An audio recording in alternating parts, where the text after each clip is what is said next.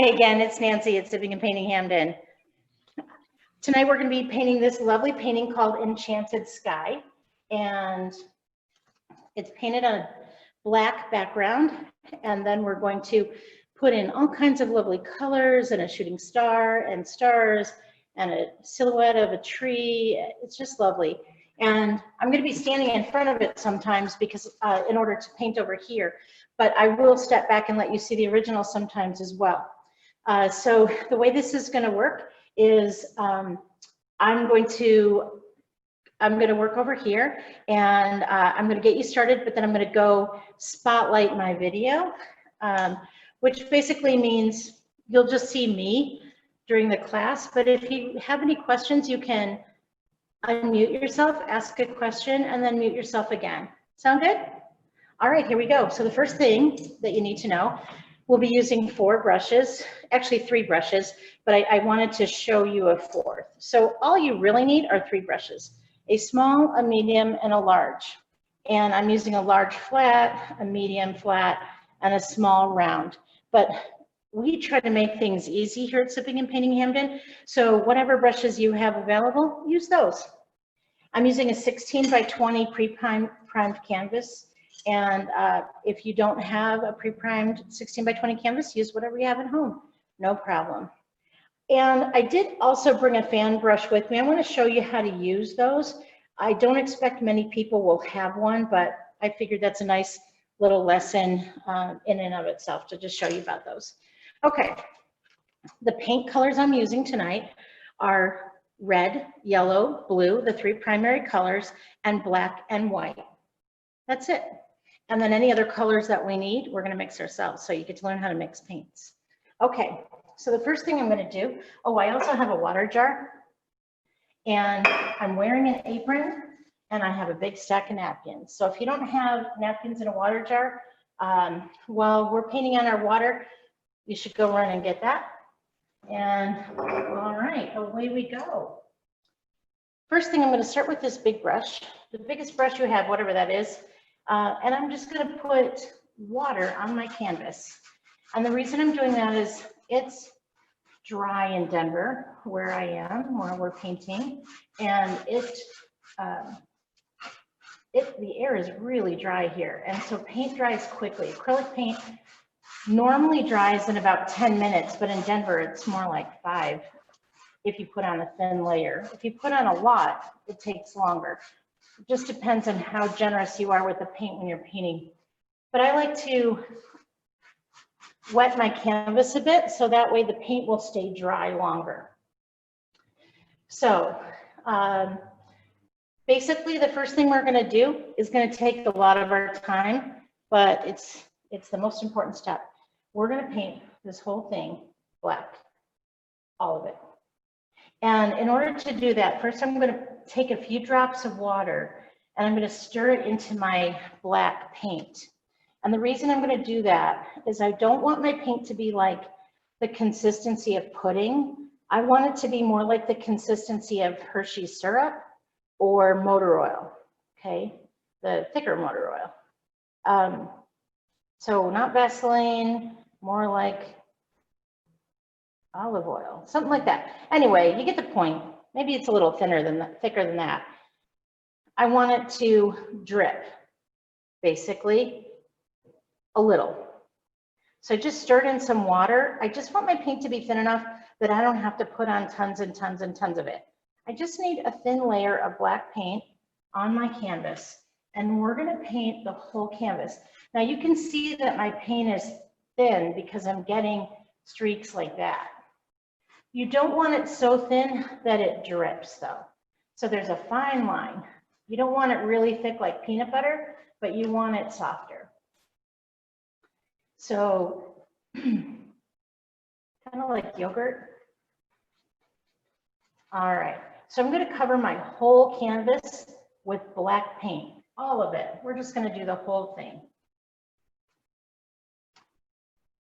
And then we're going to let that dry. So go ahead and do that. Keep it thin. Keep your paint thin so that you have enough. And we are going to maybe need a little, we're definitely going to need a little bit of black paint at the end for our tree. So don't use all of your black paint. If you have a limited amount of black paint, just thin it out a bit. Make sure you save enough that's about the size of a nickel on your plate so that we can put this tree on at the end. Maybe the size of a dime. We don't need much for that tree, but we do need to make sure we have enough. And we are going to put on some grasses down here. So do save a little bit of your black paint. At this point, you can see how I'm putting it on thinly. I can even dip my brush in the water and then knock any drips off of it. And I can use that slightly, not drippy, but slightly wet brush to just move what I already have on the canvas. And that will save me a little bit of paint too. And the thinner my paint is for this background, the quicker it's going to dry. So I hope I made my point. Keep your paint thin. Keep that black paint thin. Just not dripping, a little thicker than dripping, okay? All right, and I'm also going to paint, saw me paint the sides. I'm also going to paint the top. So the top and the sides, and when that dries, I'm going to paint the bottom as well. The reason I'm painting the top, sides, and bottom of my canvas is that's called a gallery wrap. And when you paint your painting with a gallery wrap, you can just hang it on the wall and it looks great. And you won't need a frame. Frames are really expensive, and you will save yourself a bunch of money not having a frame. So we're just going to do that. We're just going to cover our whole canvas with black, thin black paint. Thin black paint, and that is going to be our surface. If you are watching this on YouTube, for those who will join us later on YouTube, you can start with a black canvas. They do sell those at the arts and crafts stores. They sell black canvases. We use a standard white canvas here, and then we paint them black if we need them. But yeah, you can paint on a black canvas as well.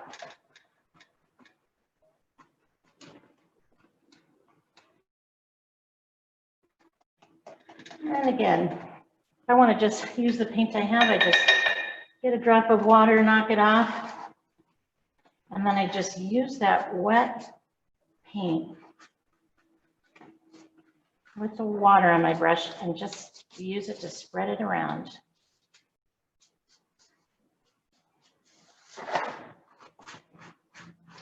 It does not have to be perfect. We're going to be putting a lot of colors on top of this, including some white. So this does not have to be perfect. There is no test for perfection in this one. Not at all. In fact, I like to think of perfection as being the enemy of art. I like paintings to have a little bit of character. Bumpy, gnarly trees and a little bit of brush strokes and a little bit of sketchy background. It gives the painting character. So don't worry about anything we do today being perfect, because perfect is not what we're going for. We're going for something with character. I'm going to just go spotlight my video, and I'll be right back.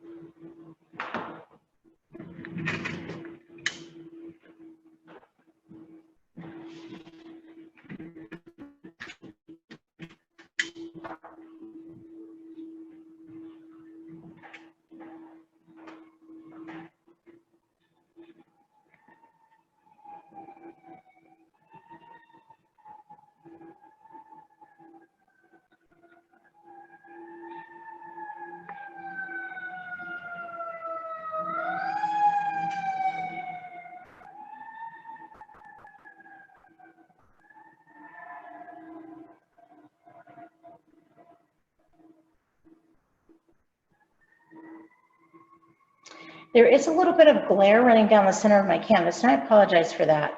I'm going to try to see if I can fix that a little bit, but just know that's just a little reflection.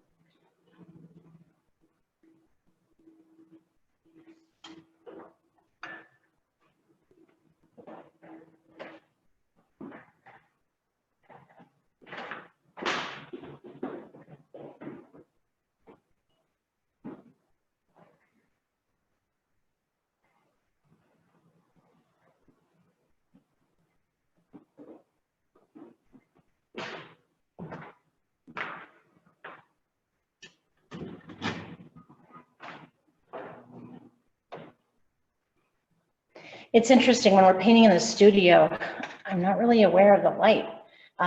There's a lot of bright lights in the studio, but when I start to record, I'm suddenly very much aware at how important lighting is. So thank you for being patient. I'm learning every time I do this. So I wanted to show you, my painting is nowhere near dry yet, but I do just want to show you something real quick. Oh, by the way, here's, I'm painting the top. Do paint your tops and sides and bottoms when you can. And here's the bottom. But I wanted to show you, if you look at mine right now, you can see that there's a lot of shiny areas. And that's how you know if your painting is wet. If it's wet, it will be shiny. So there's another way that you know, if you're painting with someone else and you pick it up and you rub it on them and they get upset, then you know that that painting was wet. I don't recommend that method, but we're just going to let this dry. So once you get it covered with a thin coat, leave it alone, okay? Because we need to let it dry, and it's going to take about 5 more minutes. So I'm not going to do anything at all. I'm going to stop talking. This would be a great time if you have a beverage to enjoy your beverage, or let out the dog, or go grab some more napkins, whatever you need to do. And we'll get started again in about 5 minutes after this dries. And to those of you who may be celebrating something tonight, I have my sangria here, and nothing I love better doing than sipping and painting, and appreciate you painting with me tonight. And if you're celebrating, cheers to you. Cheers to whatever it is you're celebrating. Feel free to take yourself off mute and let me know if you're celebrating something special tonight. Cheers.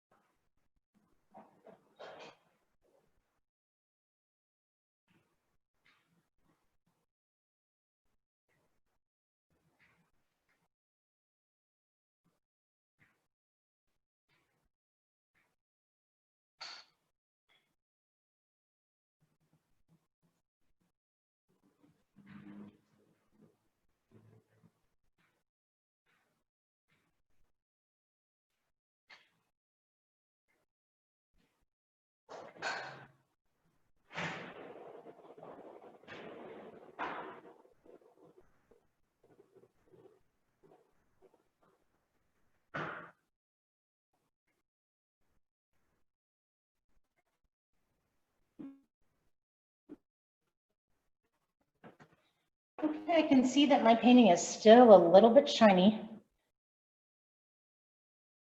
It's pretty obvious with all this light. It's shiny, so we'll just wait till it's a little less shiny, until it's mostly matte, meaning not shiny.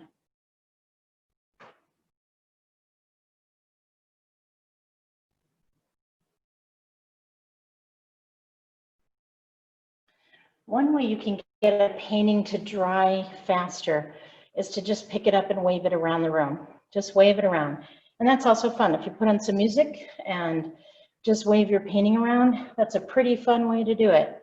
You can also put it in front of a fan or a blow dryer. Yeah. So I'm just waiting a few more minutes. It's almost dry. And then I'll start to show you, but if yours is still wet, you can just watch me when I start to show you what to do. So, but anyway, I'm going to give you more time. Make sure you keep that paint thin. Hopefully you're at the stage now where you're just letting it dry. I'm hoping.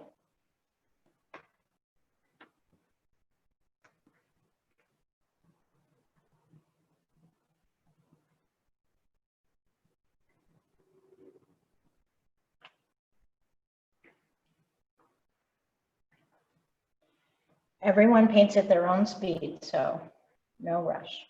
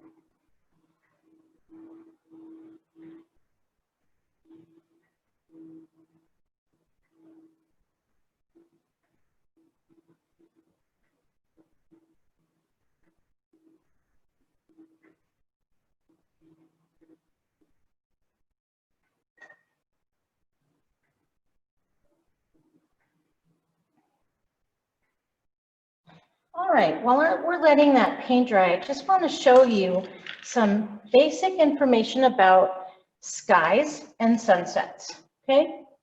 So you'll see behind this tree, it's got a lot of white and yellow. So I'm going to guess that that means that that's the setting sun.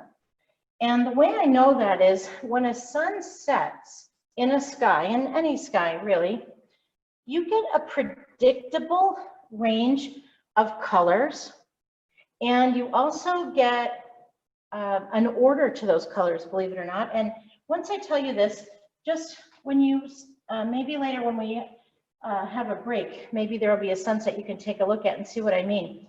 But in general, where the sun is setting, it tends to be white. The whitest part is where the sun is setting. And then around it tends to be yellow. And then as you go out from there, you get oranges. And then as you go out from there, you get red. And then beyond the red, it becomes purple. You don't have to remember this, there's not a test. And then beyond the purple, there tends to be blue, and it goes to black. It's unusual for there to be green in a setting sun. It's unusual. But the time when you do see it is when there's aurora borealis in a northern light sky. And then you do see reflected light coming in tones of green. So I'm not really sure what the story is of this painting. I just thought it was really lovely. It's done by one of our guest artists, Nikia Holmes. And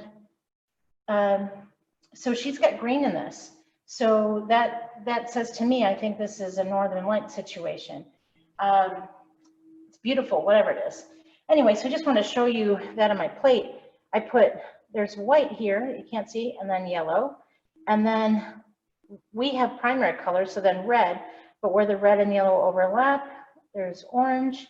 And then where the red overlaps with blue, there's purple, and then the blue, and then the black. So we're not going to make a rainbow. Don't worry, we're not going to make a rainbow. We're going to make splotches. But I wanted to explain this general principle to you so that when you do your splotches, you'll start out with an area that looks like that's where the sun is setting. And then you'll see it loosely follows what I was telling you. There's more blue and black up in the top, farther away from the sunset. And there's more red and orange close to the sunset. And then purple as it goes out. Now the green isn't in a normal sunset, like I said, but the general idea is that it's warmer colors close to the sun and brighter. And then as it goes up and out, the colors get cooler. And by cooler, I mean blue and purple and black. And then we put stars in the sky. So that's the general idea. Now, if you want to forget everything I just told you, that's absolutely fine, no problem. Just thought you'd be curious about that, why these colors are the way they are. And, but if you just follow along with me, you don't need to know any of that at all. So the first thing that I'm going to do is I'm going to, now my painting is mostly dry. I just see a couple wet spots, but I'm just going to show you what I'm going to do. And you don't have to do it yet if yours is still wet.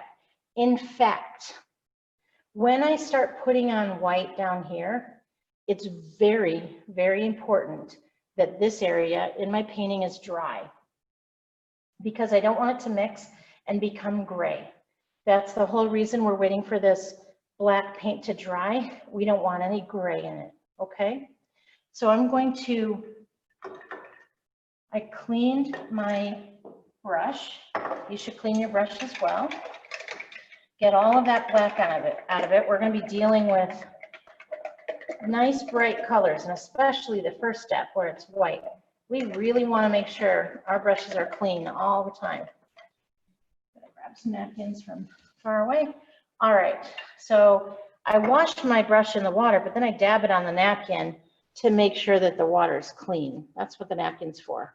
You don't clean your brush with a napkin. You clean it with water and then check it on your napkin. But I'm going to add a couple of drops of water, even if it's, you know, just a couple. Don't overdo it because you don't want to dirty your paint. I'm just going to add a couple, literally, just a couple of drops of water to my white paint. And I'm going to keep doing that anytime I have a color, when I switch colors. I'm going to add a couple of drops of water to it. I want to keep my paint thin for this painting. So I'm going to take my big brush and I'm going to come down here. Now, by the way, we're going to be painting in this hill and this tree over what we do. So don't worry about it coming down too low. And over here, I'm going to make an intense area with my white paint. So that's pretty thick right there. That's where my sunset is going to be. So it is pretty thick, okay? All right, so I'm dabbing that on with my white with my big brush. And then I'm going to take a dry brush. I have a medium one, something that's a similar size, but maybe a little smaller. And I'm just going to mess up. You can see me with a dry brush, just messing up around the edges. And the reason for that is I want this to be loose. I don't want it to be a solid blob. I want it to be thin. I don't really have a huge vocabulary for what I'm trying to say. Is it ethereal? Just kind of a misty, sketchy. I think ethereal might be a word that I'm looking for. But anyway, we want it to just not be solid, real solid, as it comes out away from the sunset. So that's why I use a dry brush to just spread around what I already have, okay? So this area was intense and bright because that's where my sun is the brightest, okay? And this area now has white in it, but it's not a thick coat. It's just what's left when I move around a dry brush to smear it. I hope that makes sense. I still have a little bit of white paint on my big brush, and I'm not going to do anything with that. I'm not even going to clean it. But what I am going to do is use it for some yellow. And I'm going to add a couple more drops of water to my yellow to keep it thin.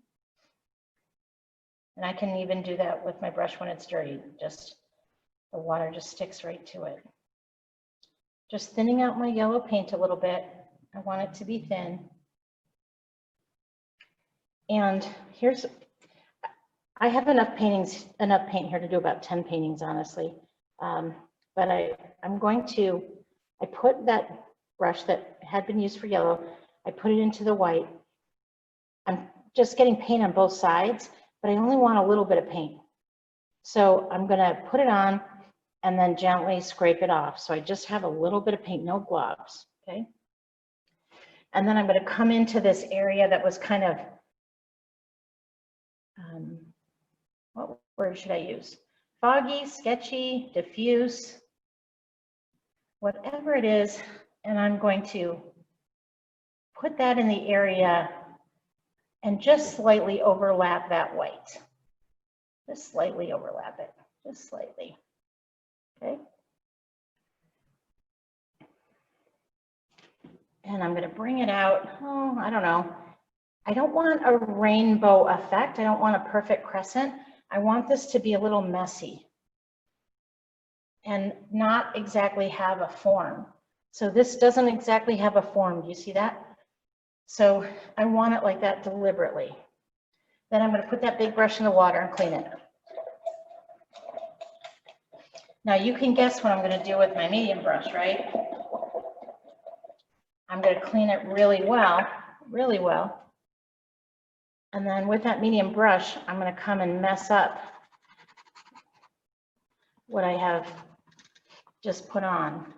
And I'm just dancing and tapping and really scrubbing just to move it around and break it up. Now, if you notice that your canvas wasn't dry enough, if this is causing things to be gray, stop. Just stop. And I'll slow down, okay? But I wanted you to see the general idea, okay? We are messing it up. But I want to show you, if you do have a fan brush, and we don't put those in our basic kits, but some people have them laying around. I just want to show you what a fan brush does, in case you ever want to pick up one of those at the craft store, or we'd sell you one here for about, I don't know. These are pretty good brushes, actually, even though they're dirty because they're used. So I think these cost about $5. You can get them less expensively at a craft store, probably. Anyway, so fan brush you can also use to spread and mess things around and blend. So I'm just going to let that dry a bit. Now remember, we're going to be putting a hill and a tree in front of all that.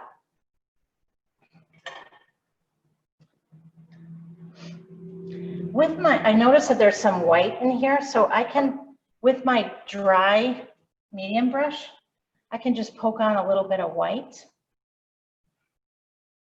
and add a little bit more white in part of that yellow. And I promise I'm going to stop after that so you can catch up, okay? But this is all, the secret to this is don't put it on so thick that you hide your black.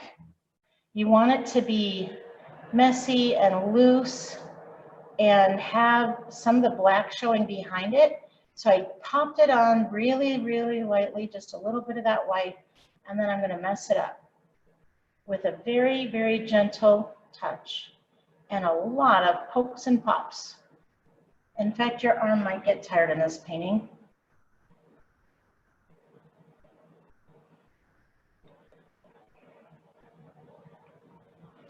I'm going to dry off my brush completely, just absolutely completely, so it's totally dry. No water on that. And then I'm really going to just go to town and scrub and pop. Notice I'm not blending it all in together. I want those black areas behind it.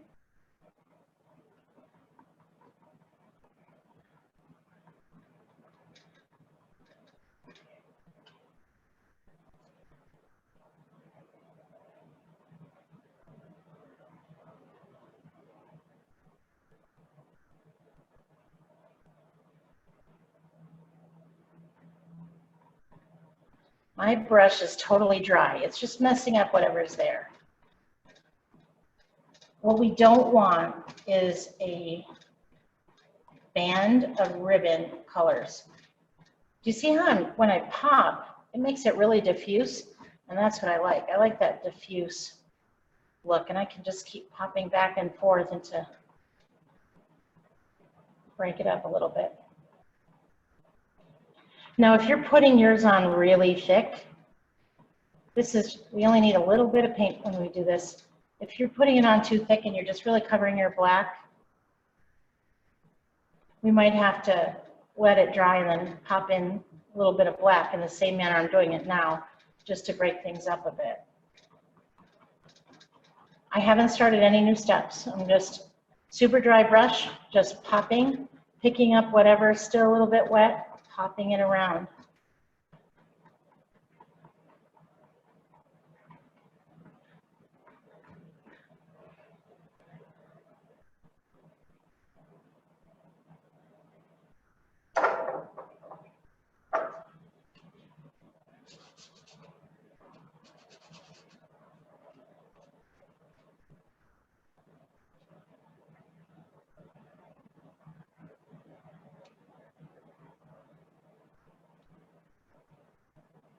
I'm not doing anything different. I'm just want to try something.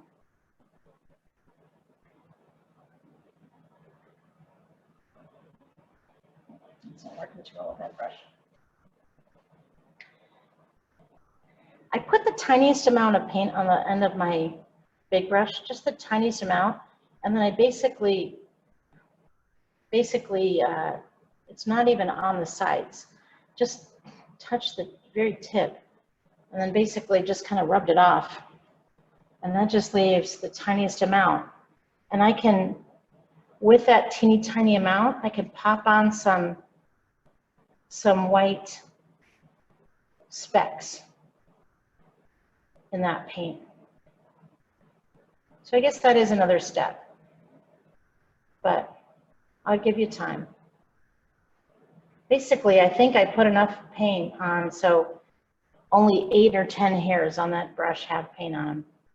And I'm just popping it on lightly. You could probably do this with a toothbrush really nicely if you have an old toothbrush. But it's so light and it's so little paint that all it's doing is just leaving the tiniest, teeniest little marks.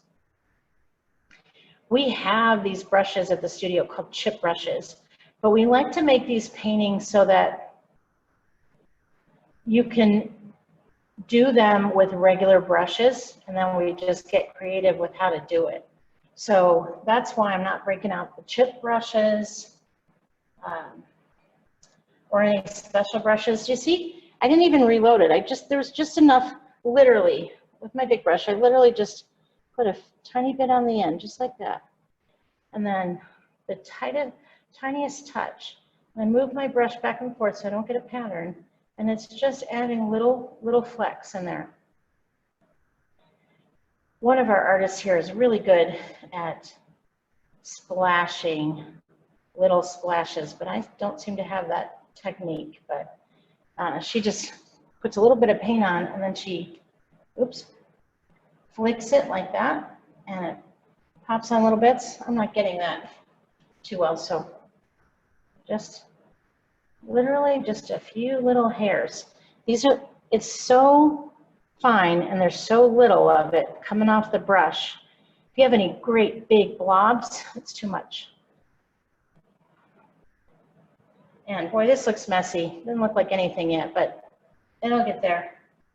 It'll get there. Trust me.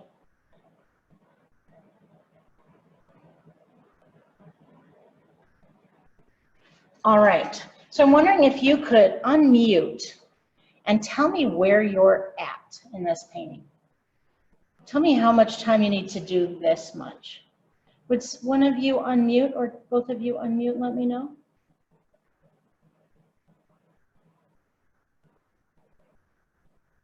Are you still there?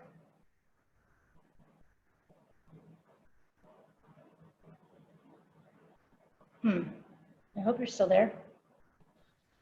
Yeah, I'm at the same point as you. Can you say that again, please? I'm at the same point as you. Oh, good. Perfect. Okay. Awesome. Yay. Glad to hear it. All right. So you can see how dry that brush was. I'm going to pop it in the yellow, and then I'm going to pop it right on top of that. I'm going to pop it on the red. See that? And then I'm going to put on a bunch of pops that have both yellow and red. And I'm not going to put them in a big band like a rainbow. I'm going to put them more in clumps, okay? Because remember how we scratched with a slightly smaller dry brush? We're going to do that again. So I'm putting these on in clumps.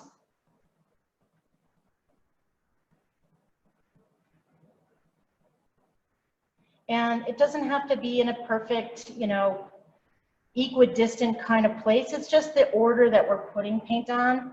And we can put some way out here too, because that's just going to mix nicely with our purple when we get to our purple.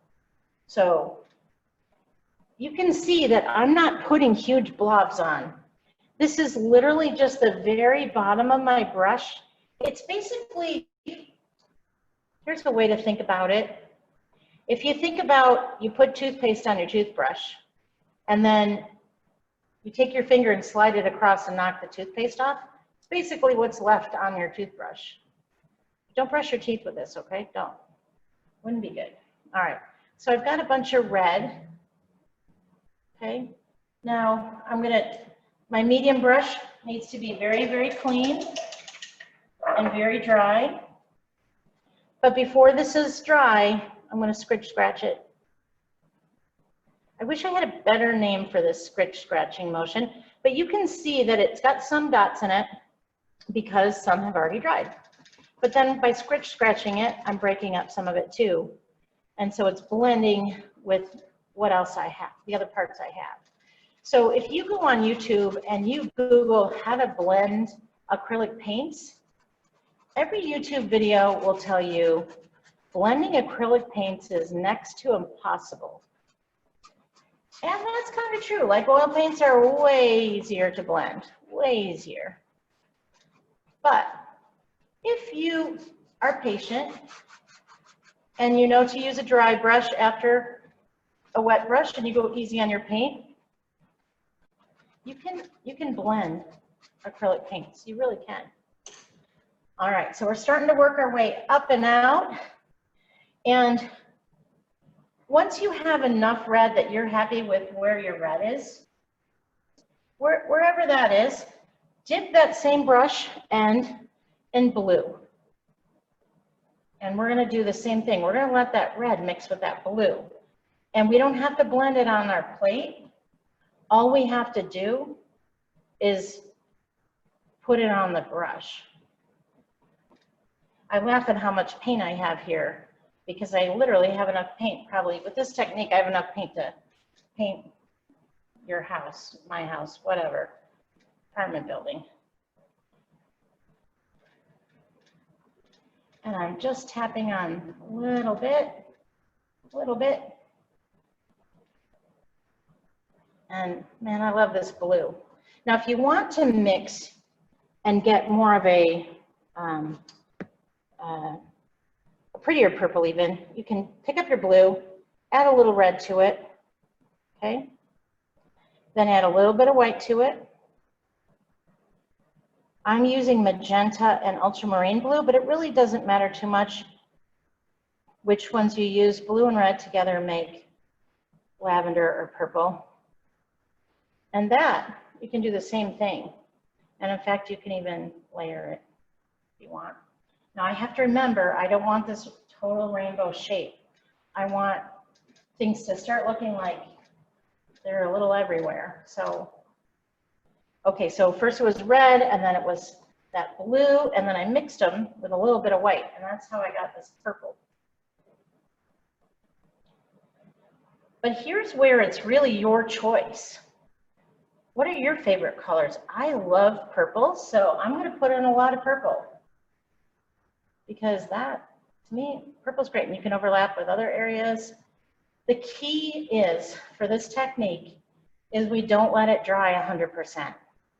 We just don't let it dry 100%. We let it dry a little. That's why we're tapping it on.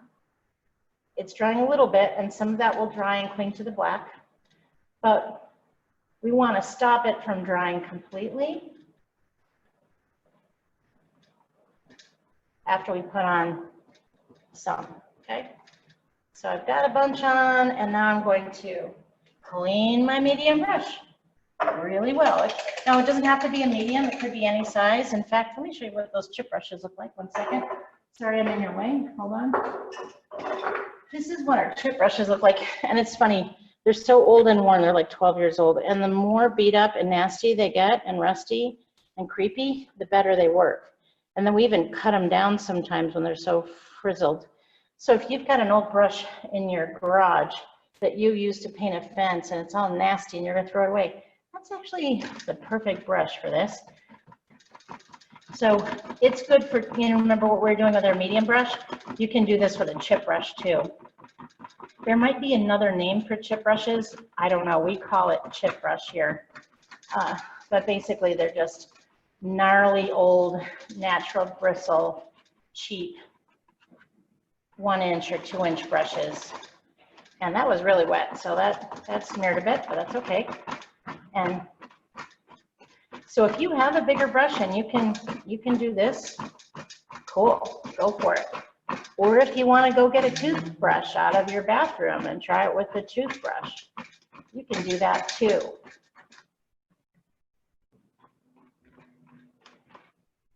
And one thing I recommend when you're painting, I like to take my painting and move it around so that it's in a place that's more convenient for me, or at a different angle. And if yours is laying flat on the table, then you don't have to really hold on to it tight like I do. But just know that your painting doesn't have to sit still. The general idea of getting these colors to pop and blend is you put them on, let it dry a little bit, and then you dry brush it out. That's the whole idea. That's the whole everything.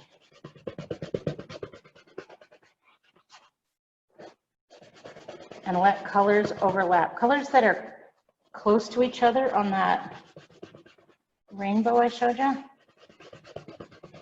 they like to play nice with the other colors close to them. It's like kids on a block. They like to play with kids on the next street. So you can let those overlap a bit. Now that's a lot harder when you have a small brush, but then it just takes time and you do a smaller layer at a time. But I wanted to show you that chip brush.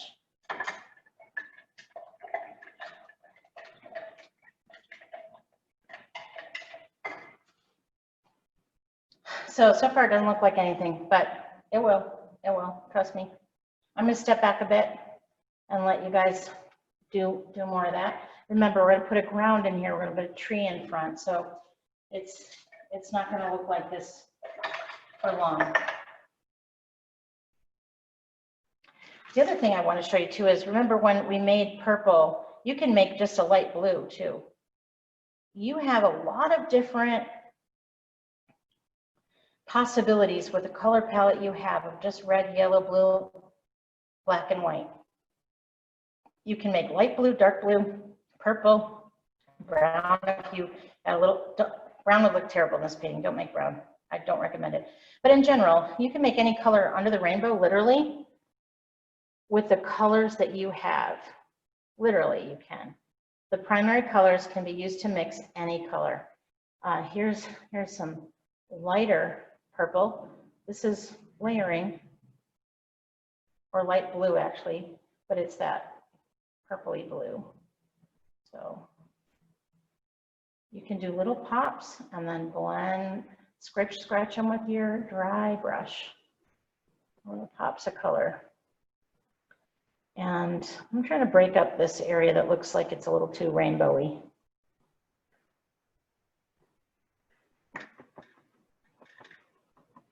So I've got my clusters of color. And I can cluster over something that's dry from before if I want to. But it's got to be dry or you'll make mud.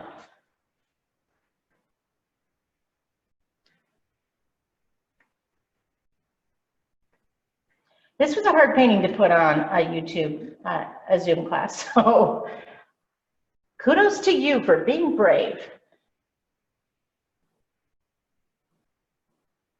I didn't realize how hard it was till I got in here and started doing it. That's all right. If we don't challenge ourselves, we won't grow as painters, right? So again, I want you to make different shades of blue or purple using a combination of your red, your blue, and your white, and make the colors that you like and put in little clusters, and then we're going to scratch those out. But you need to put on the colors that you love, that speak to you, that motivate you.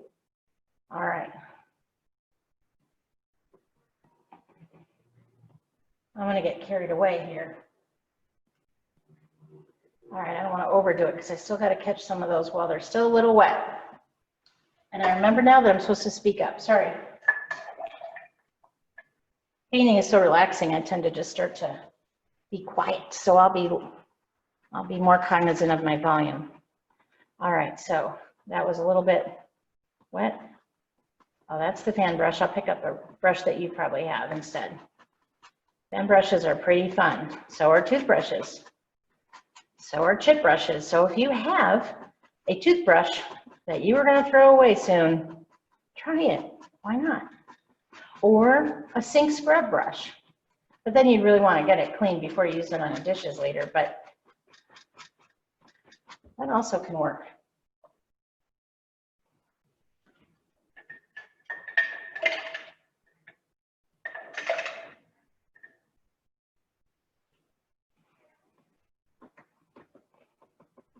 That is not dry enough. Your brush has to be dry or you'll just have a smeary mess. So always, before you start moving that paint around, clean your brush and dry it.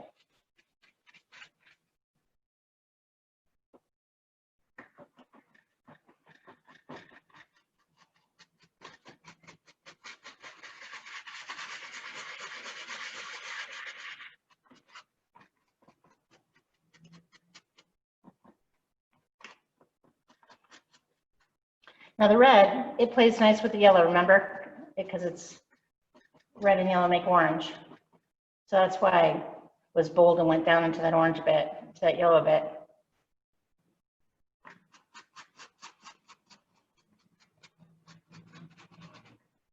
Purple and yellow, that wouldn't be good together. That just makes brown.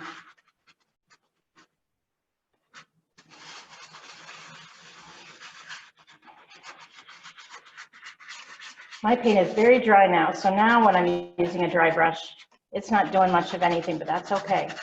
Some is smeared, some is popped, and that's what I want. I want that texture, lots of texture in this painting. And it's not gonna look good until we put on stars and a foreground and some trees. Then it's all gonna make sense.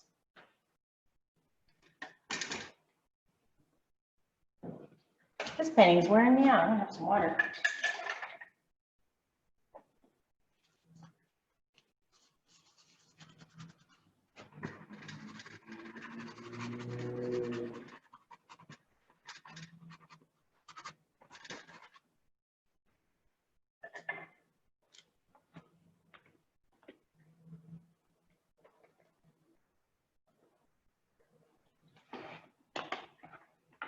Now, one thing that's really cool about this painting, if you live in the Metro Denver area and you ever want to stop by, you can stop by during our retail hours. If you want to get a little canister, if you happen to be driving by and you want to stop by, a little 1 ounce container of glitter, I'd be glad to give it to you. No problem. But if you have glitter at home, you have an old jar of glitter laying around, maybe from the last time you made a Halloween costume or something, you can put glitter on this painting too, and that's really fun. Now what I did is I just mixed some yellow with some blue, and now I have a green. So yellow and blue make green. You can see that, yellow and blue make green.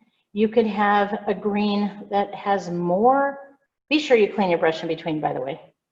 Always, always.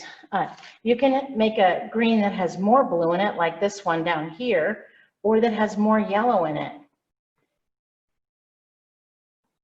This painting has a green that has a lot of blue in it, and that is achieved with the color phthalo blue and yellow, or phthalo green. That's basically a pre-mixed phthalo blue and yellow color. So if you have a phthalo green, that's what some of this is. It's a very blue green, a cool green. I'm using ultramarine blue today, so I have a warmer blue.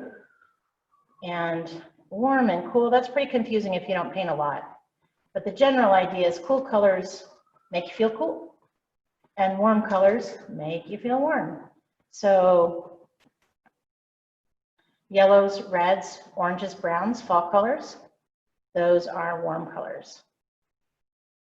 Wintry colors like blue, black, purple, those, and then sometimes green, those are cool colors. So I've got a bunch of different greens going on there, and I just wanted to show you that you don't have to have one shade of green. You could use, and that you can see the yellow, you can see the blue. So lots of different shades of greens there. You decide. And then up here in these areas, they put a lot of blue again. And that blue is real pretty. So at this point, you're just finding areas that you want to put the colors that you love, but keep them in the cool colors, blues, greens, purples. And then I'm going to come in with a clean dry brush, and I'm going to scratch each area separately, so I don't mix all my greens and blues and purples. So I get a little carried away, but I'm going to clean my medium brush. That's the one I'm using for my dry brush technique. I'm going to make sure it's super dry, and then I'm going to work in one area at a time. I'm going to mix up that blue. Pops and smears, pops and smears. Dry it off again. Now I can work on a green. Pops and smears. Pops and smears. I can keep using it in greens and it won't make anything muddy if I stay with the greens for now.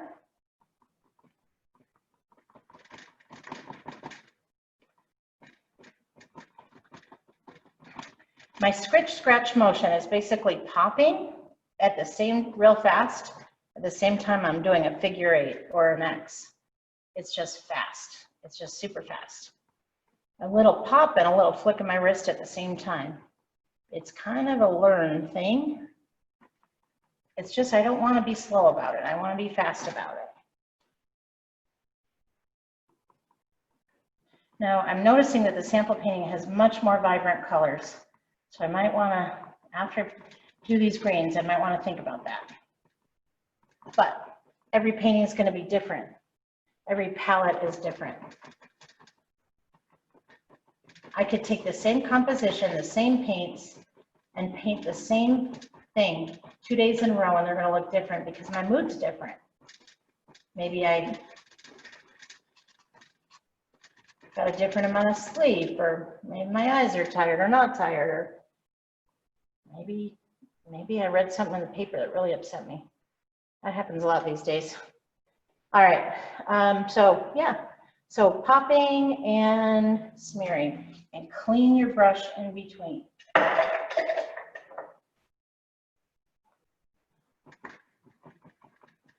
You guys picked a hard painting, but it's beautiful. It will be beautiful. No one's going to see the original. Your friends are going to think you're a genius.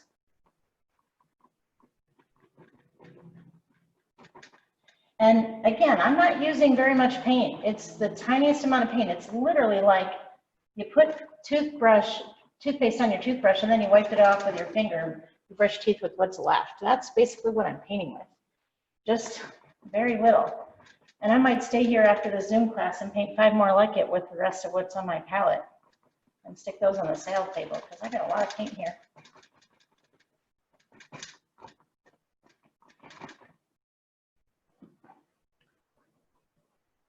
Now, one thing that we can do too is we can add a little bit of white to any of those colors. If you make it green, you can add a little bit of white or more yellow, and that'll brighten it up a bit.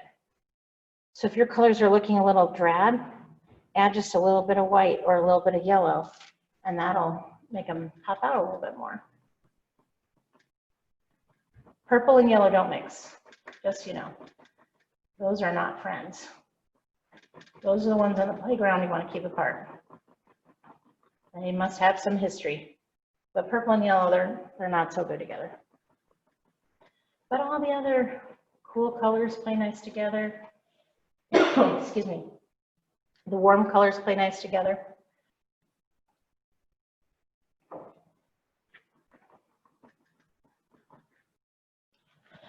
Excuse me.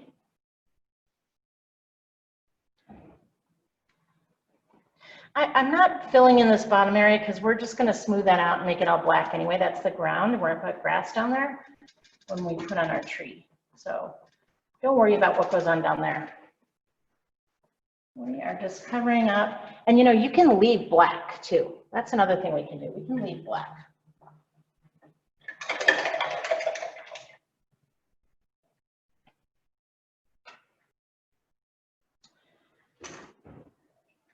So do you remember when I showed you that with my big brush, if I cleaned it really, really, really, really well, did I say really enough? Because I meant to. You clean your big brush really, really, really well. Obviously that wasn't clean. Back to the drawing board. I think I'm going to need some fresh water. Feel free to get fresh water when you need it. But I'm going to clean my big brush really, really well. And then I'm going to go back and I'm going to dry it really well. And I'm going to go back to just where I put on just a tiny bit of white paint on just the ends of the bristles. And again, that's where, if you have an old scrub brush, I was just thinking a toilet brush, but that'd be gross. But if you have a new one that you haven't used yet, or a loofah sponge, you could do that. Anyway, if you have anything that looks like that looks like it's bumpy, see that? you have anything that looks like that in your house? Just very softly, gently tap it in the tiniest amount of white paint. See that?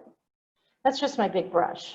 I just dried it so well and let the hair splay. I think that's a word. And I'm going to just tap on the tiniest, lightest with no pressure whatsoever. It's like I'm putting aloe vera on a sunburned caterpillar. That's how light I'm touching. So light, so light. I just want to put on these little splashes of the tiniest little dots. But the dots have to be tiny, because if they're not tiny, you're just going to have a big mess, right? So this has to be just tiny, tiny amounts of dots. And I have to turn my brush because I don't want the same pattern. And I do want to put them in clusters. I want to put them everywhere, like a grid. I just want little pokes and pops. And like we did down here, it just breaks up those colors a little bit and adds some sparkle to it. But if you can't do a light touch, then don't do it at all. That's my recommendation, because it would be easy to ruin your painting with really heavy blobs of white. It just wouldn't make sense.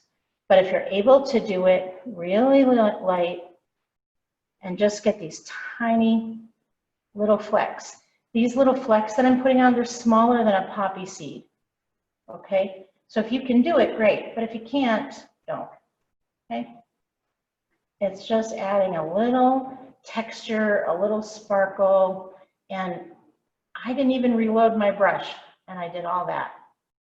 It's such a small amount of paint, it's almost like a ladybug walked through mud, wipe their feet, and that's what's left in the crevices of their feet. Honestly, it's that much. It's so little. And it's just adding a little sparkle. And obviously, it's so little that it's not mixing with anything else. And I'm not going in wet areas because I don't want a brown mess. All right. So I'm going to step back, and you can tweak and do whatever you want. Here's one other thing you can do, and I'm going to leave you alone and let you do you, but I'm going to show you one more thing. You can paint with the other side of your brushes, the stick side, like that. See that? That's my medium brush, and that's the stick, the handle.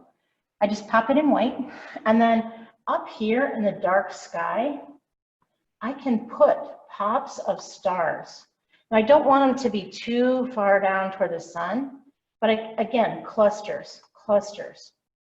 And if I just use the same brush and don't reload, it gets smaller and smaller, and I want those really small dots. So this just adds one more type of sparkle to your painting.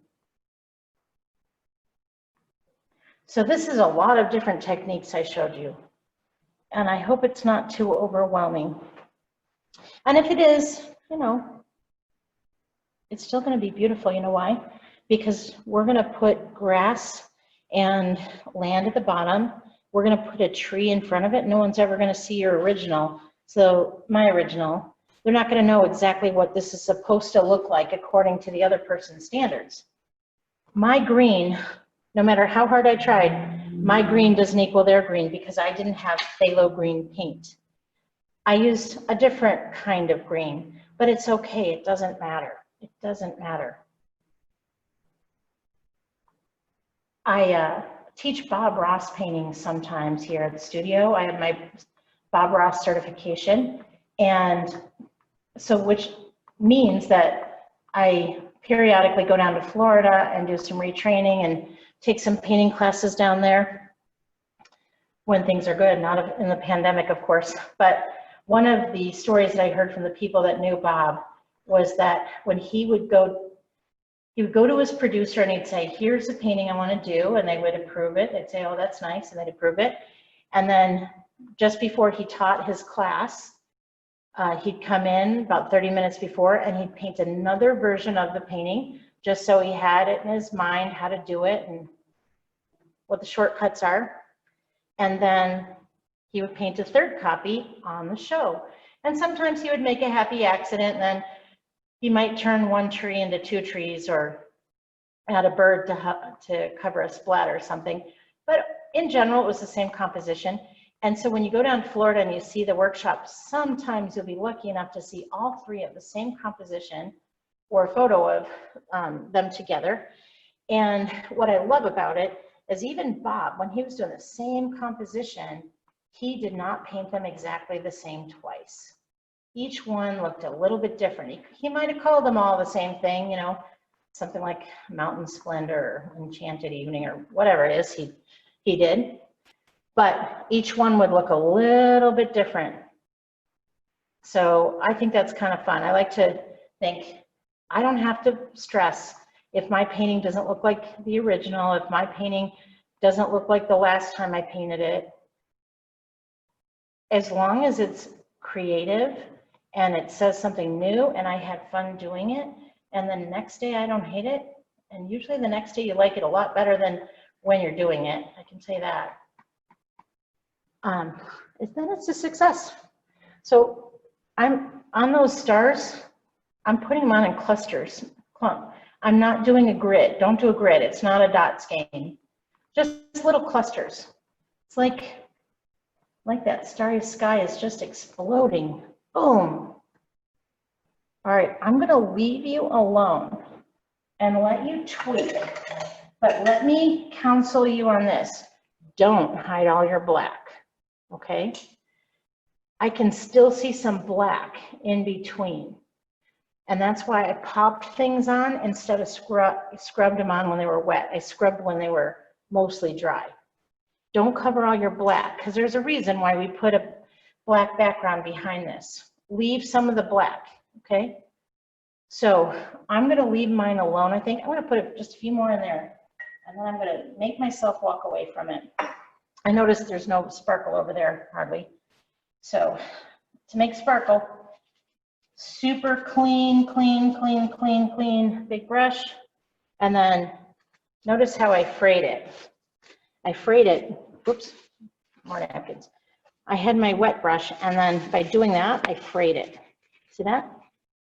That's how I frayed it.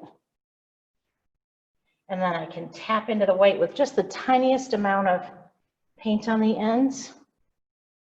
Just the tiniest amount. And then barely touch the canvas, barely touch it. And that's how I can put some sparkle in a place that didn't have some sparkle.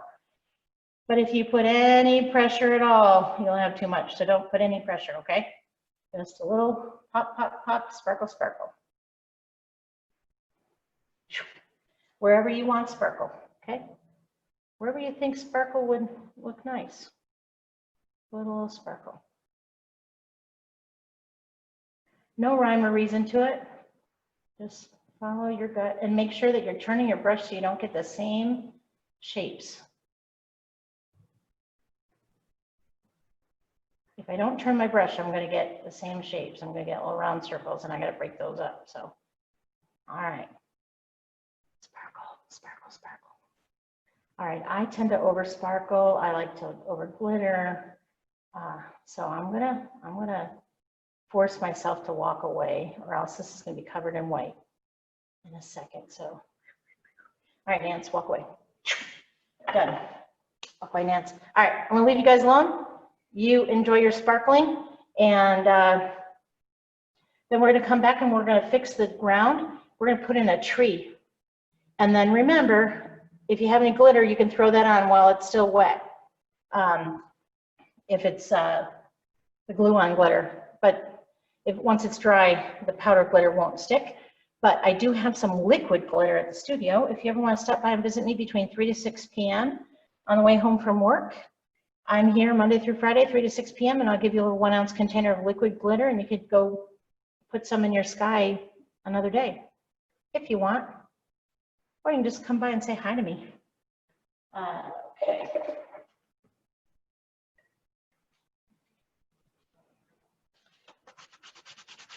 Always use a clean brush. Always use a clean brush unless you're deliberately trying to blend colors together.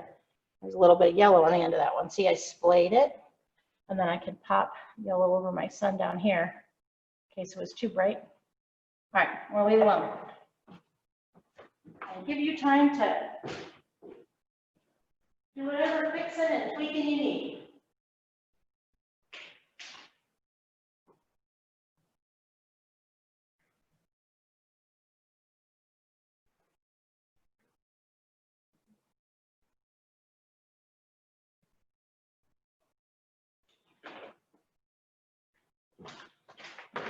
Okay, I lied. I have one more thing to show you I just thought of. Do you see how there's some white cloudy areas in here? Not the pops, but the diffuse area.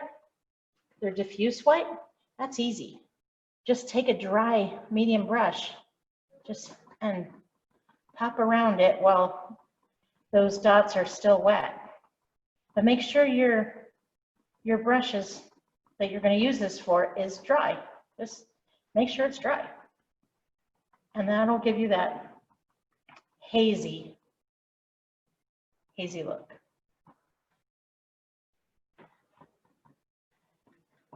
But always use a clean brush. Always use a clean brush. Clean and dry brush when you're doing dry brush technique. I'm not smearing, I'm popping.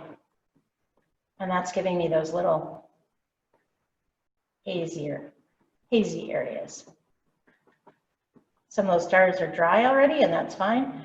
But the ones that still have a little bit of paint, they're letting me pick them up and popping on some haze.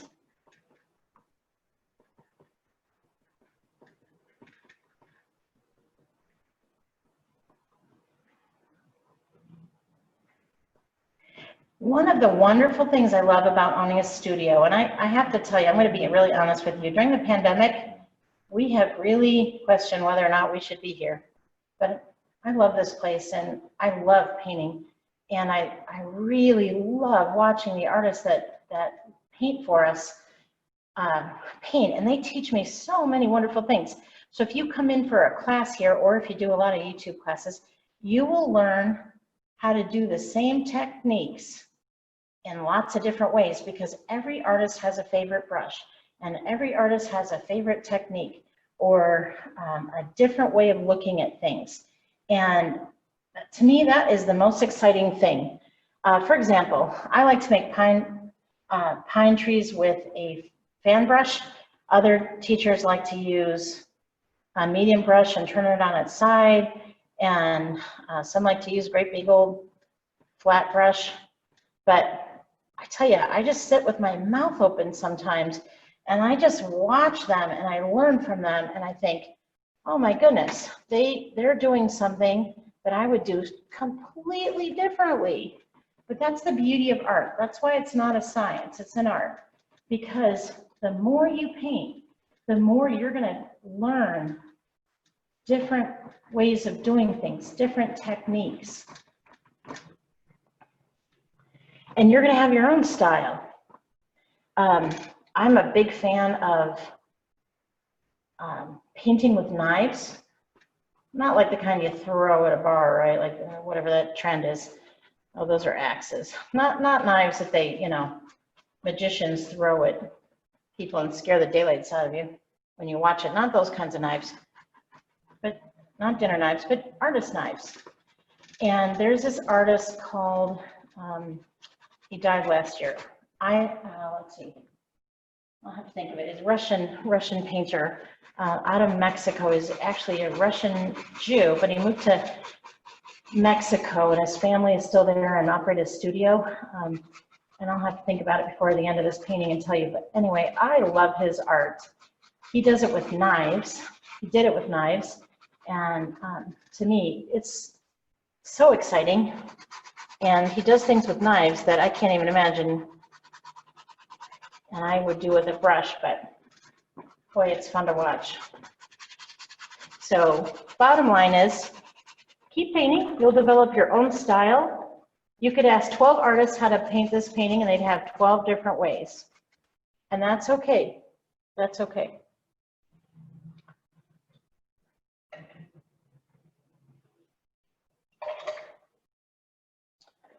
I'm going to go ahead and give you the next step, but if you're not there, don't worry. Don't worry a bit. I'm going to go into my black. and I'm just going to just look at the sample I have here and just kind of create some hills. Now, my hills aren't going to be exactly like the hills there, but I'm just kind of cleaning up that bottom. Not building it up too much. I still want my sunset, but I'm just kind of cleaning up this bottom area and making it hilly. I'll make it a little hillier at the sides. And the reason for that is when things are darker or higher at the sides, it brings your eye in more to the center, wherever you want your eye to be. So just cleaning up that land a bit. Don't make it flat, make it bumpy. When you get to this point, make it truly hilly. Okay?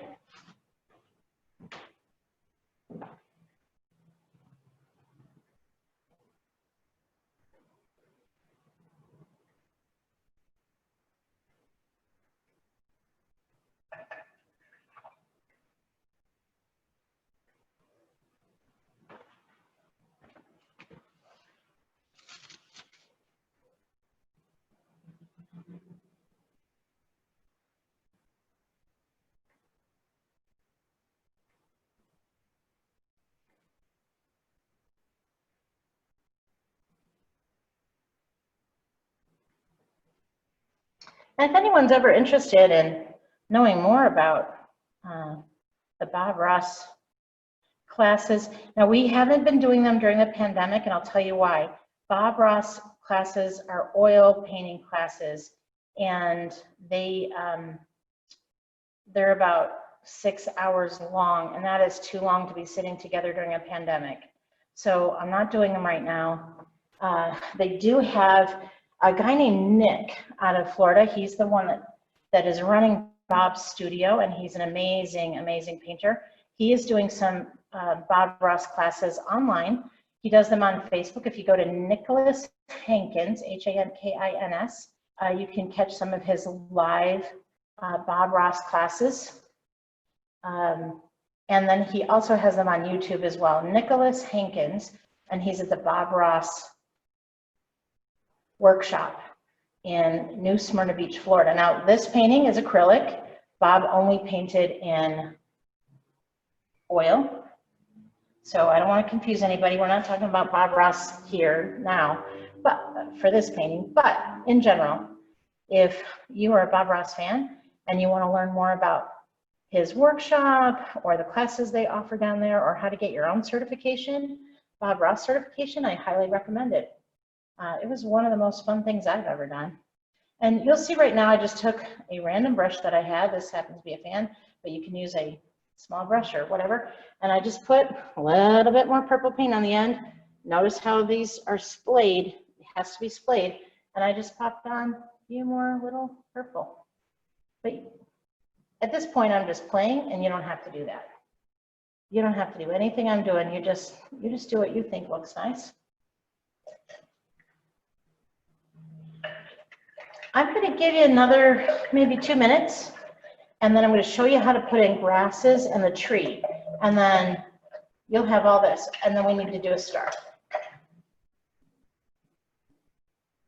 Yeah, we got plenty of time. We're doing good. So I'll give you a few more minutes before I show you how to do grass.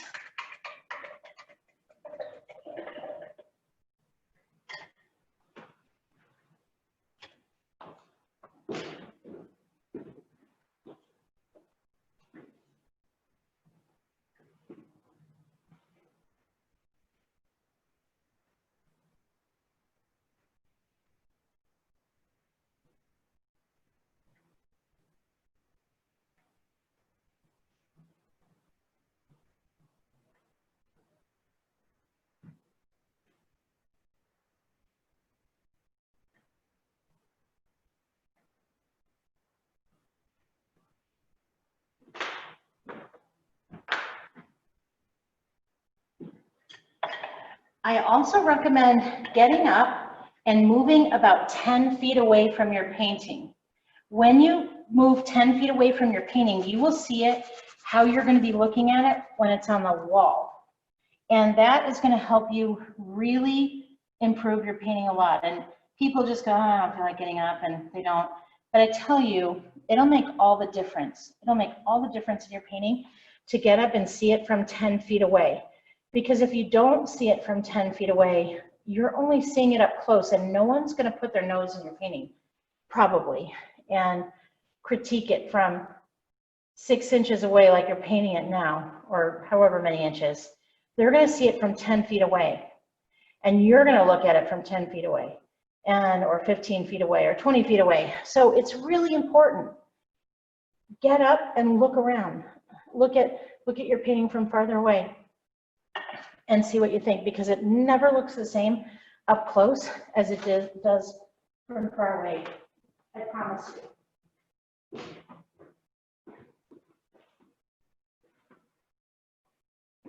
And then you can really see what you created. And then tweak it.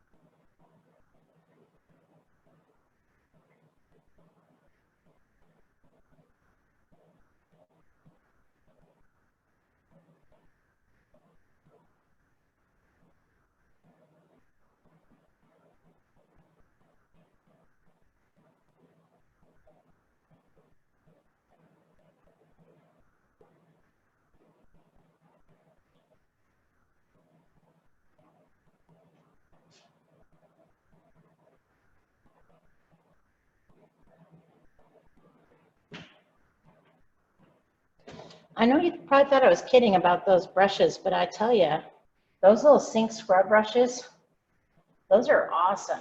So, and they will give you some cool texture. So I know I sound like a nut, but I just want to show you that I'm not kidding. We have stuff like this laying around, and sometimes playing and experimenting is really fun.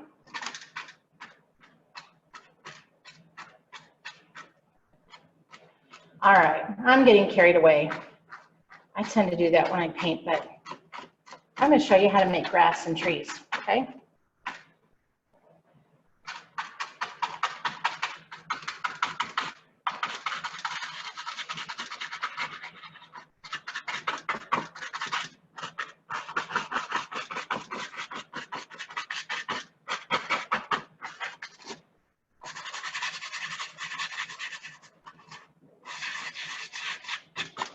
All right. So Nancy. Okay.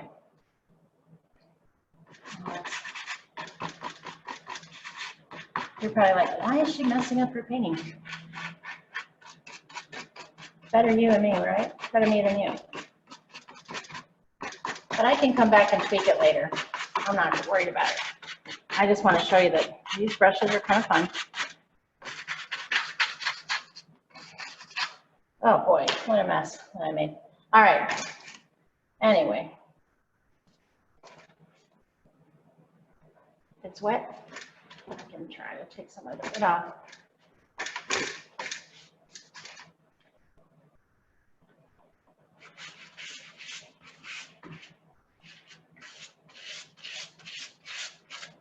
Sometimes we use wadded up aluminum foil, especially when we're painting with watercolors, and that's really fun too. And that gives you a really cool effect. Anyway, we're gonna leave that alone, and I'm gonna show you how to make grass. So, I'm gonna clean my big brush really well, okay? There's a couple different ways we can make grass. So I'll show you a couple different ways, okay? So basically for grass, I'm gonna use black because it's silhouetted. I cleaned my big brush really well, dried it off well, so I still have that kind of splayed look. I'm gonna tap lightly into the black paint, just like we were doing with the white before, and I'm going to flick up. Start at that base and flick up. Now I'm not gonna go across and do it all like a lawn. I'm gonna flick some to the side. It's like putting on mascara. If there are any women listening, it's like putting on mascara. You just kind of flick it on, but in clumps. In nature, grass tends to grow in clumps, not in neat, orderly lawns. So I'm flicking and having it go from side to side and just flicking up out of the ground. And don't make every clump the same. Make some going in some direction and some going in another direction, and you know, some short and some tall. That's a much more natural look. And it was literally almost no paint to do that. Just a stain on the end of the splayed brush bristles. Just ever so soft, not much of anything, okay? And then I clean my big brush. I'm gonna use, for my tree, I'm gonna use my medium brush and my small brush. So make sure, you don't even have to make sure they're too clean, as long as they don't have clumps of any other color. I'm gonna just be going into my black. Now let me teach you about trees, okay? Watch this. Notice that this tree is wider at the base, and then it gets narrower as you go up. So the way you accomplish that is you put paint on your brush, and then you start with more pressure at the bottom of the tree, and then lighten your pressure and twist your brush. So here, watch, see that? See how my brush is flat? I'm gonna make it flat, lots of pressure. I'm gonna lighten my pressure, and then I'm gonna twist up, and that's gonna give me that fine line. Now, with the other one, I'm gonna use, the other branch, it's a smaller line, so I'm gonna use a small brush. But let me show you that on this one. I'm gonna start right about somewhere around here. It's not, yeah, right around here. This is probably 4 inches from that side. This is about 4 inches from that side. I'm gonna come up, I'm gonna press really hard at the base, and then I'm going to twist my brush as I go to get a smaller branch, okay? Make sure your brush isn't too wet when you do that. You can always go over it one more time, but it's important that your brush isn't too wet because you don't want to drip. Okay, so just make sure the base of the tree is widest, because trees are wider at the base. You can make a big tree, a small tree, it doesn't really matter. This is a small tree, but you make the size tree you want. The key is that it gets more narrow as it goes up, okay? Now I'm going to switch to my small brush because I think that's going to be easier for you. And I'm going to use my small brush. I'm going to come up through the tree trunk, and then I'm going to put that other branch. And I'm twisting my brush as I go so that I get less paint as I go up. Always make sure that branches are thinner than the tree they come out of. Sometimes we've had people in this class, even though that makes, this is kind of intuitive, sometimes, you know, they're painting and they're having fun, and then they start in the sky and they pull down. If you do that, you're bound to get a cactus. So I like to start in the trunk and then twist my brush and come up. And that way I know I'm going to get a fine line. Now from in the trunk, in the branch, and you can come up and make more branches that way as well. But always come up from the trunk and then through the branch. just like it would grow, just like water is being pulled up from the soil. And if you twist your brush, you're going to get these beautiful, twisty, much more natural looking branches than if you don't twist. Remember, trees are never straight. They're never perfectly straight. They're always a little bumpy and gnarly, and the branches are definitely bumpy and gnarly. And if you twist your little tiny detail brush, your small brush, as you're doing it, you're going to get some really natural looking branches. Now, you don't have to stop there. You know, want a branch coming somewhere else, that's fine. Just make sure that branch is fatter where it's connected to the tree, okay? I'll give you a minute to put your branches on.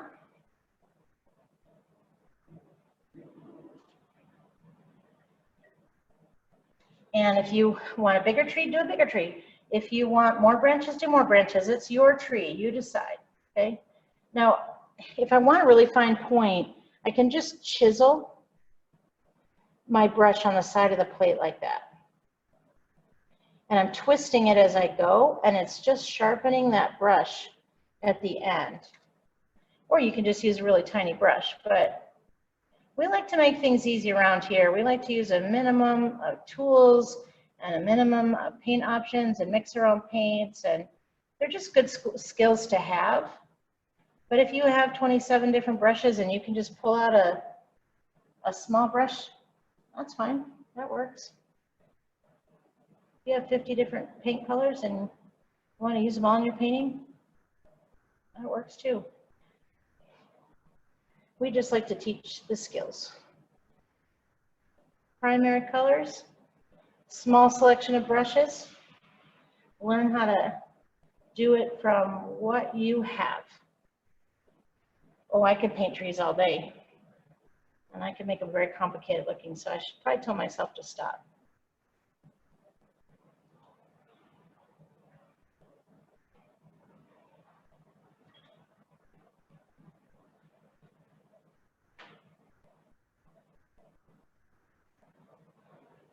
The one thing I couldn't do so well in this painting is duplicate this intense purple with the colors I had. And I'm looking at this and I'm going, this is phthalo green. I know this was phthalo green. This may have been a fluorescent paint. Now, we mix colors and we do a pretty darn good job mixing colors, but sometimes you can't get them exactly the way another artist, would with, they have a different color on hand. And there's, if you go to an art store, there's probably 100 different tubes of green. And sometimes you just have to say, it doesn't have to be perfect. It doesn't have to be exactly like it. Just like Bob. Bob Ross, when he painted, he didn't paint it exactly the same way twice.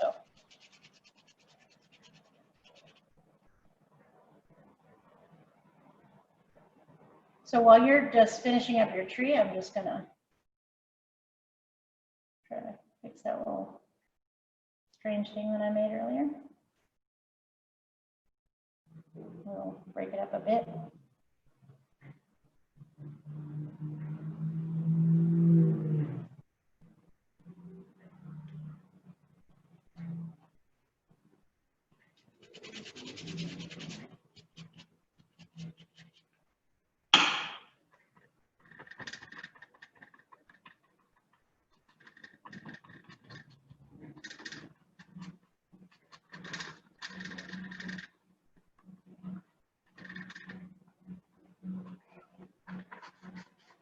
We did a painting a sky that was kind of similar to this the other day.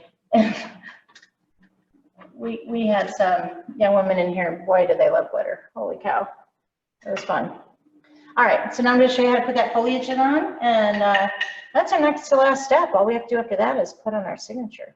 Woohoo! All right, so I took my medium brush, I put it in black paint, and not scoops of it, but I'm just going to touch on little lines, and I'm spinning and twisting my brush as I do this. Now, if you have a fan brush, you can use fan brush, but works well with medium brush too.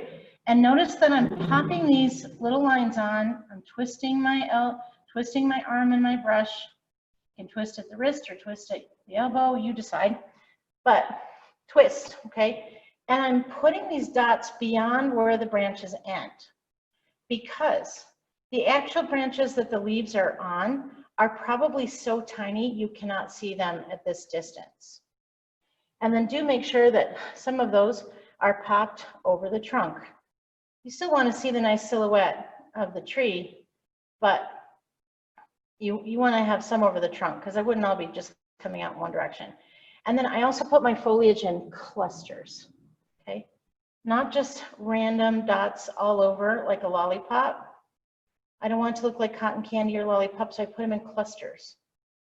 Put my little foliage clusters at the ends of each branch. And again, twist and turn your hand or your arm so that you're getting different angles and shades when you put on that foliage. Now my trees always turn out bigger than the sample. I don't know what it is. I like to go big or go home, I guess. But anyway, so you do yours the way you want.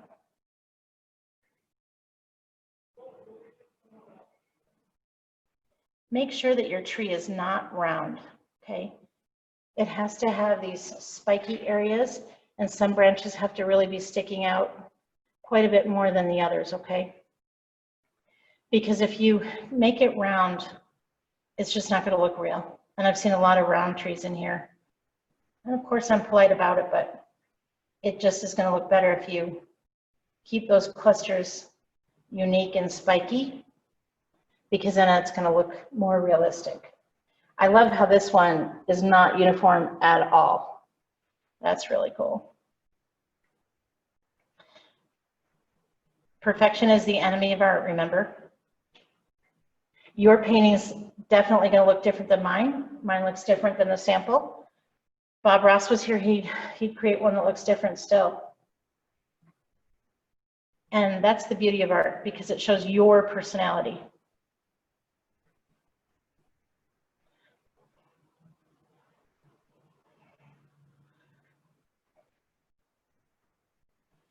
All right, so I'm going to leave that alone. I'm going to sign my name with my baby brush. And I'm just going to pick a color. You could pick any color you want. And remember how I showed you how to chisel your brush in your paint? And then spin your brush on the plate, on the side of the plate, to get a fine point. And since my sunset's over here and I really don't want to mess anything up, I might just send my name over here. I usually set it in the bottom right-hand corner, but I'm going to put it on the left this time because I like the focal point being back here. Anyway, so that is my last instruction, but I am going to stick around. If you have any questions or comments or want to show me your paintings, I'd love to see them. And I'm not going anywhere. I'm going to leave this up so you can just keep looking at it as long as you need, you know, within a reasonable amount of time, of course. And I'm just going to let you finish at your speed, okay? And then I would love to see if you'll unmute yourself and then give me a shout out when you're ready. I would love to see what you've created today.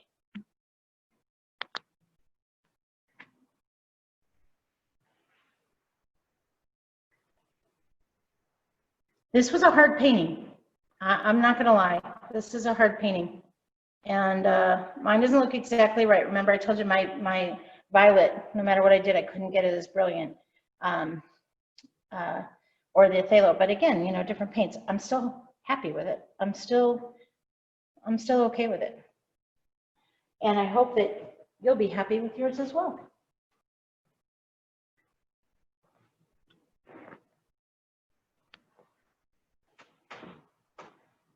So when you're ready, just unmute yourself, give me a shout, and I'll know to look, and I'd love to see your painting. Thank you so much for painting with me at Sipping and Painting Hampden tonight. I hope that you either learned something or you just relaxed and had a glass of wine or water or whatever it is and just relaxed and tried something new. And hopefully you learned something and you tried something new. Thank you so much for painting with us. We do Zoom classes several times a week. We also have some in-studio classes several times a week. And we are keeping things very small. Our classes are very small. We only have them up to 10 people now. We used to get 50 people here on a Saturday night painting, but now we keep the classes very small because of COVID. And we do disinfect everything in between classes. We leave the front doors open, the back door open, put on a whole bunch of fans. So if you are interested in coming in, we will do everything we possibly can to keep you safe. And but we will also continue to create Zoom classes.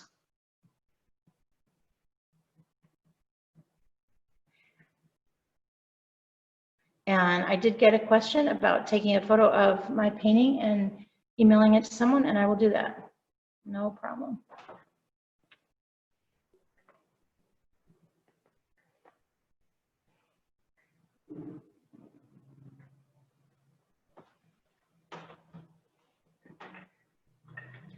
I want to show you, before you sign off, I want to show you one quick thing. Remember I was telling you about fan brushes? If you don't have a fan and you're interested, fans can make great foliage too, and I'll just show you that. There's my black paint, and I can just pop on. It's so much quicker than the medium brush, but again, we want to show you multiple ways of doing the same thing. And again, I'm twisting my brush so that I get different angles and different textures. But yeah, that's a cool thing. Fan brushes are awesome. You can also do grass with fan brushes. And I already have a lot of grass, so I won't overdo it, but I'll just show you. It's the same thing. You just flick up.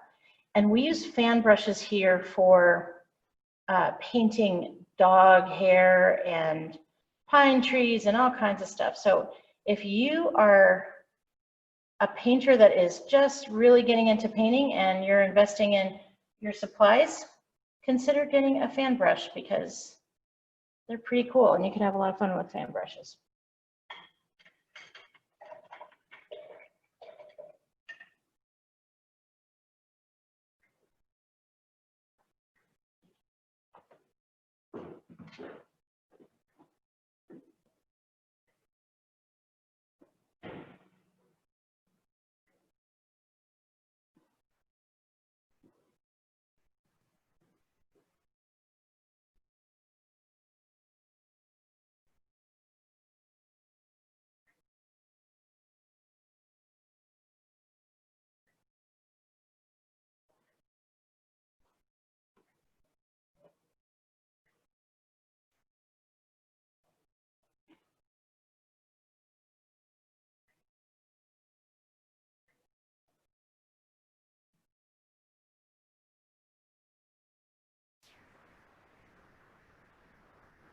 Is anyone brave enough to show me their painting yet?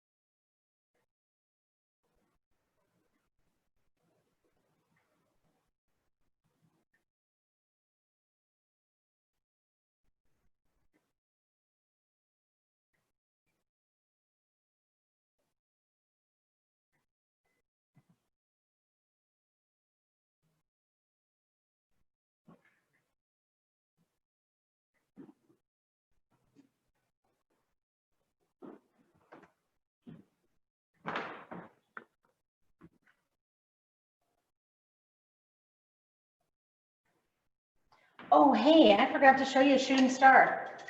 There's a shooting star in this one. My painting has so much going on. And this one is much more subtle, which I didn't think possible, but yours is going to be something different. I'm not sure what. But if you want a shooting star, again, take your tiny brush, your small brush, chisel it on the side of the plate so you have a fine point and very little paint. And then you just practice with your arm first and then pull from the sky down in an arch, okay? And then when you get to the tip, put a tiny ball and then come out and flick. Flick from the center, flick. But you have to do it quick and with no pressure whatsoever. Just flick, flick.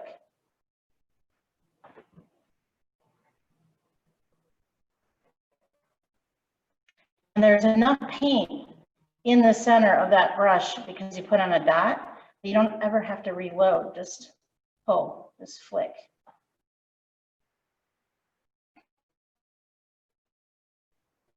Now, you could actually go from the ball out. And then if you do that, make it so that the tail is really thin and just kind of disappears.